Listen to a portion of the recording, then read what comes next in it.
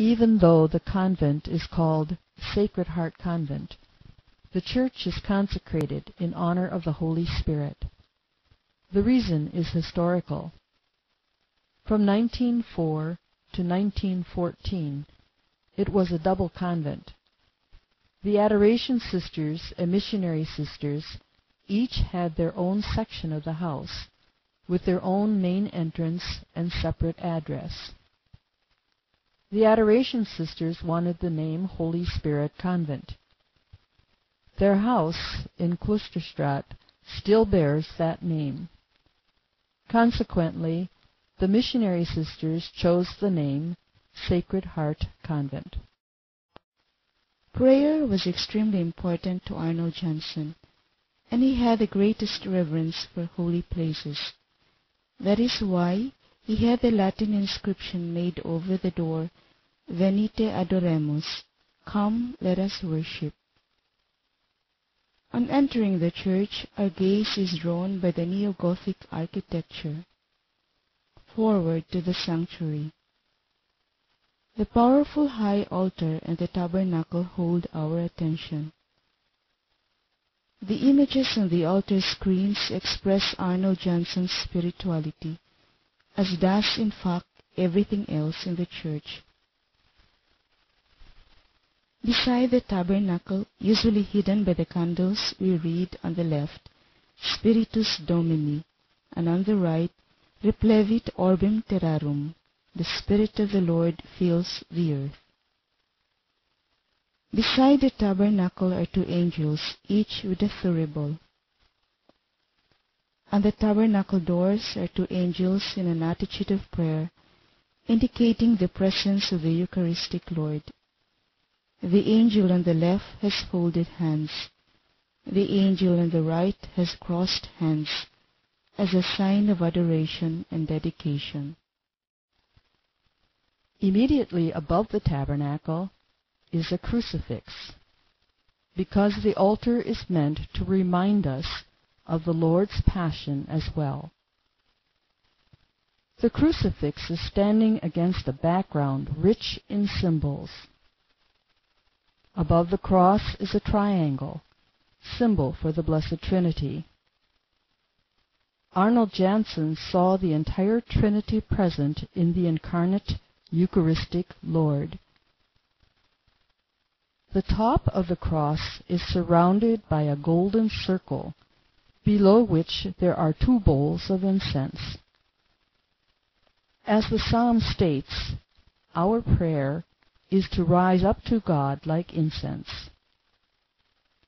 Below the incense are wavy lines that represent the oceans. At the top, we see two angel figures, their gaze directed downward towards the crucified Lord. For Arnold Janssen, the angels were extremely important. The large scenes show the action of the Holy Spirit in salvation history. On the left-hand screen we see Mary and the Archangel Gabriel, the Annunciation. Mary's posture indicates commitment. The angel is holding lilies, a symbol of purity, while with the right hand he appears to be blessing Mary. Rays coming from above symbolize the action of the Holy Spirit. The right-hand screen represents the baptism of Jesus by John. The Holy Spirit, in the form of a dove, hovers above them. John's staff has the form of a cross. Again, a reminder of the Passion of Jesus. The central picture of the high altar represents Pentecost, the outpouring of the Spirit on the apostles as they gather around Mary. The Holy Spirit is represented symbolically by a large aureole and 7 tongues of fire.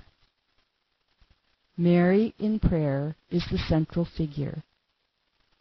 She is seated on a kind of throne, one foot resting on a footstool. Mary is a queen. High above everything else is a majestic figure of Archangel Michael.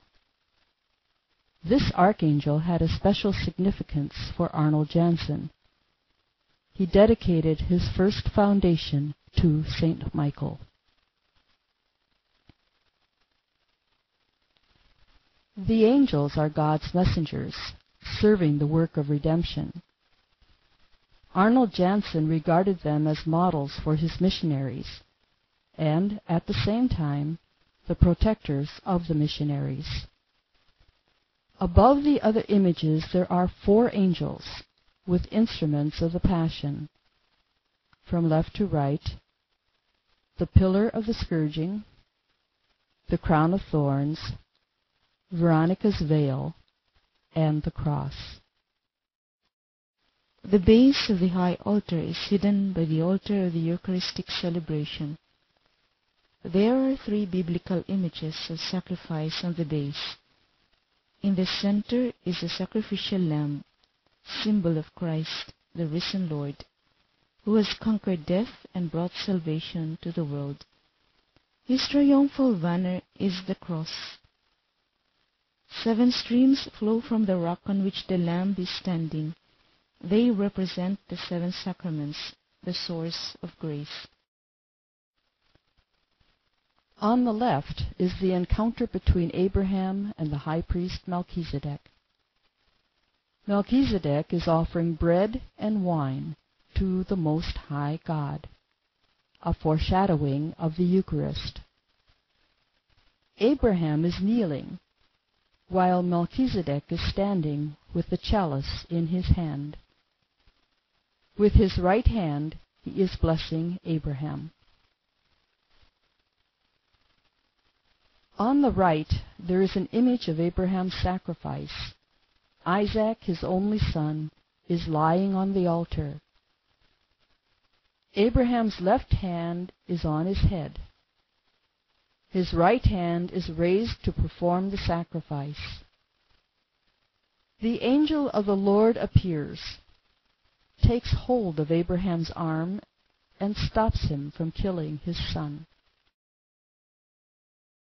The large altar used for the daily Eucharist rather hides these images. This altar was introduced into the Church in 1967 in response to the liturgical renewal of Vatican II. It is in the center of the sanctuary, beneath a symbol of the Trinity. This symbol was only painted in the 70s. The 3 overlapping rings symbolize the inseparable unity of the 3 divine persons. Although devotion to the Holy Spirit is a significant part of our spirituality and of Arnold Jansen's spirituality, basically the spirituality is Trinitarian. Also in the sanctuary we have the lectern and the Paschal candle.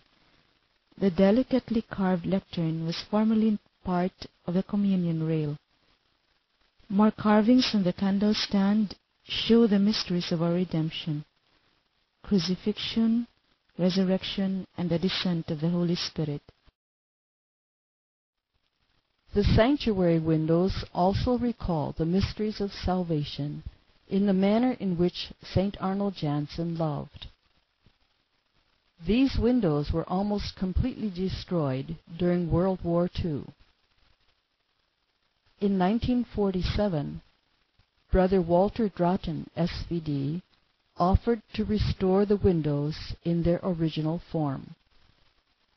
He had worked as an apprentice in the Mission House glass workshop when the windows were being made at the behest of Arnold Jansen. The window on the left is a scene from the legend of the Blessed Virgin Mary. Joachim and Anne took their child to the temple. The Temple of Jerusalem is visible in the background. Mary is the new temple, the Ark of the New Covenant. The Feast of the Presentation of Mary is now celebrated as Memorial of Our Lady in Jerusalem.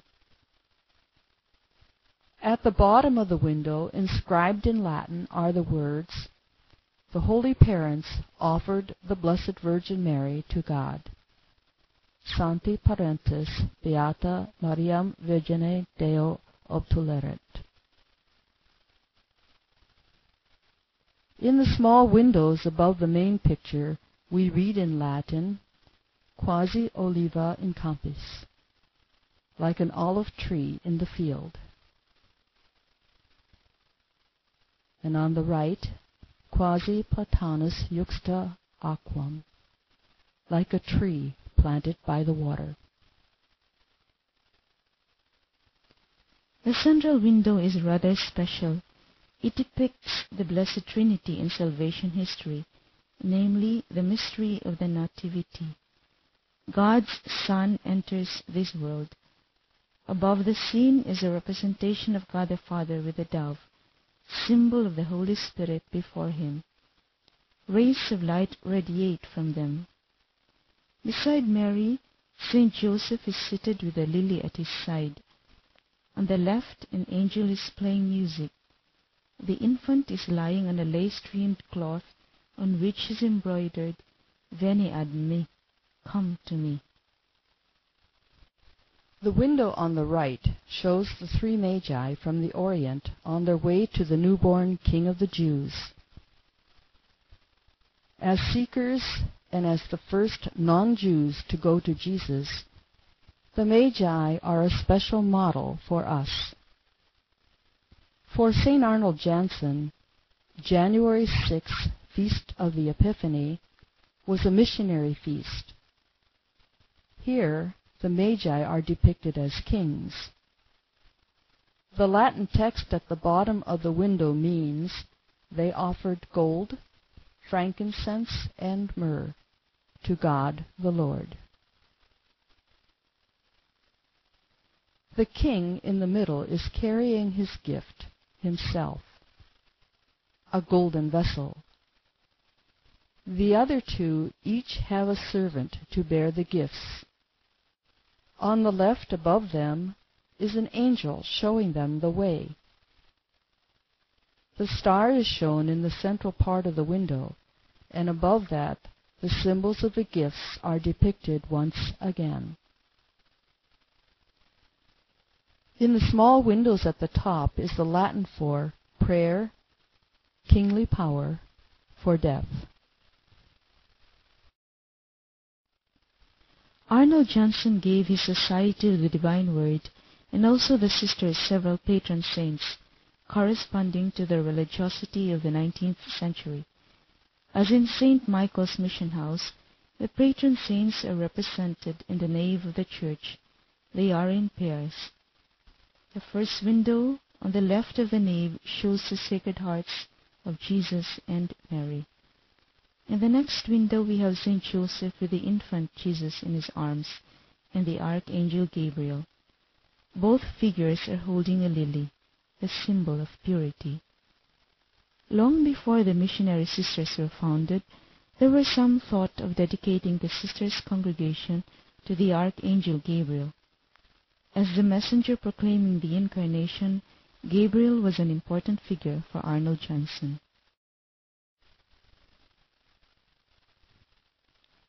Pope Gregory the Great was important in church music. Gregorian chant was named after him.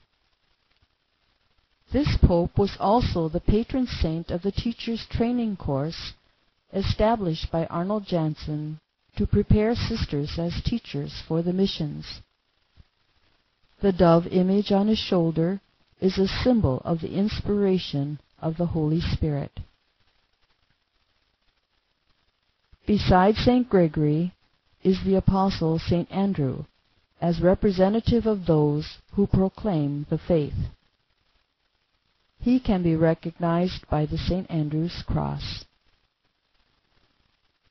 St. Vincent de Paul, apostle of the poor, and St. Francis Xavier, the great missionary to Asia, were recommended as patrons to the sisters. Arnold Janssen asked the first sisters to choose 7 women patron saints who were each to stand for a gift of the Holy Spirit. Thus we have Catherine of Alexandria, a martyr for wisdom. Scholastica, sister of Saint Benedict, for understanding. Hildegard of Bingen for counsel. Mary of Magdala for fortitude. Teresa of Avila for knowledge. Gertrude the Great for piety. She was not an abbess, the crosier is an error. Saint Cecilia for fear of the Lord. As the windows are in pairs, there had to be an eighth image. As final saint, therefore, we have Saint Walburga, sister of Saint Boniface, an apostle to the Germans. The statue of Christ was modeled according to the Riemenschneider school, carved in a Marauder atelier in the Italian Tyrol. The Blessed Virgin also according to the Riemenschneider school, carved in the Marauder atelier in the Italian Tyrol. Saint Joseph always was, and still is, an important patron saint for our sisters. He is also protector of the Church.